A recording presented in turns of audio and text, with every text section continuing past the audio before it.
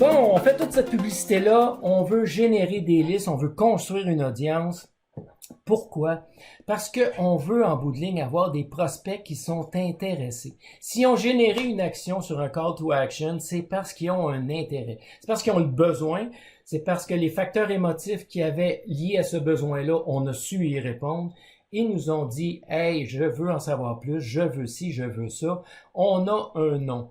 Donc, on est capable de recommuniquer avec cette personne-là, que ce soit par email ou par Messenger Bot ou par SMS, même si ça se fait un petit peu moins parce que c'est plus invasif. Mais on est capable de recommuniquer, c'est ce qu'on veut, construire une audience.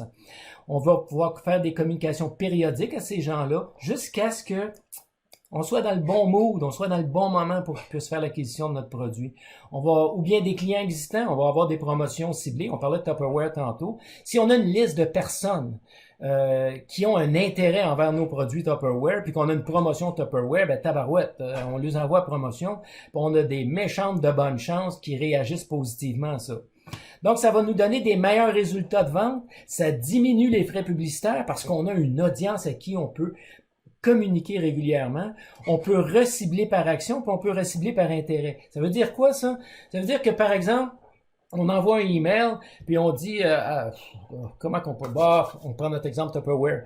Ce mois-ci, une promotion sur le petit plat qui garde les légumes frais, puis j'ai une promotion aussi sur le petit plat qui nous permet de congeler des choses. La personne, elle clique sur les affaires de congeler. Ben, on vient ici de pouvoir cibler son intérêt. Donc, la prochaine fois que j'ai une pub, j'ai une promotion sur les produits de plats congelés, ben, je vais y envoyer à elle parce qu'elle a cliqué dessus. Je le sais qu'elle a un intérêt pour ces produits-là. Donc, ça va nous permettre, avec une audience, de recibler soit par des actions qu'ils font ou par des intérêts qu'on va avoir cumulés dans le temps avec nos communications. Donc, évidemment, sur notre page web, ça nous prend un formulaire. On va appeler ça un lead capture. Donc, il faut capturer l'information. Que ce soit un email ou que ce soit par Messenger Bot. Messenger Bot, là, on en parle depuis tantôt, mais juste pour l'éclaircir, pour les gens qui ne sauraient pas c'est quoi. Dans Facebook, d'une page pro, les gens peuvent communiquer avec vous. Et on peut mettre un robot en arrière de ça pour que quand les gens communiquent avec vous, qu'on réponde rapidement. On peut leur laisser des choix. Et selon les clics qu'ils vont faire, les boutons qu'ils vont peser, on va partir d'autres flots de communication en lien avec le besoin qu'ils ont exprimé. Donc, ça peut être très simple, ça peut être très complexe. Mais encore une fois, on va pouvoir générer des campagnes avec ça. Ensuite de ça, on va vouloir faire des concours. Hein, c'est une autre façon de ramasser, entre guillemets, des leads et des contacts. On va offrir des cadeaux, on va offrir des coupons rabais. Tiens, vous faites un post sur Facebook. Hey, j'ai un coupon rabais pour mon petit plat Tupperware.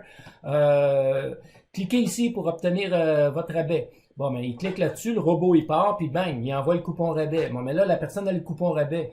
Le robot va faire quoi le lendemain? Il va dire, puis, t'as-tu profité de ton coupon rabais? Ah non, pas encore. Rappelle-moi-le plus tard. Gars, je suis plus intéressé. Clique sur un des pitons, puis il va avoir une suite aux conversations. Après ça, pour faire des lead capture, ça peut être un accès à un PDF, ce qu'on appelle un white label, tu sais, les 10 meilleures façons de gagner sa vie avec le web. Donc, ça, c'est un document. Ça peut être une vidéo aussi. Tu sais, découvrir dans cette vidéo les top 10 business, les 10 business, en anglais, les 10 business les plus populaires pour gagner ça avec le web. Voici une vidéo. Il y a des sites aussi, comme Best Deal PLR. PLR, ça veut dire que ça, c'est un site où on peut aller et on peut trouver des choses déjà faites. Des vidéos, des white papers, des PDF, des e-books, sur un paquet de sujets, un paquet d'affaires. Donc, peu importe la niche dans laquelle on est, on peut aller là, ici, puis se trouver quelque chose qu'on peut donner à quelqu'un en échange de son email ou de son lien sur notre communication Messenger.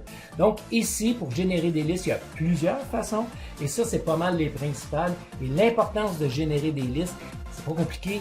C'est parce qu'on veut pouvoir recommuniquer avec des gens intéressés à notre produit et à notre service.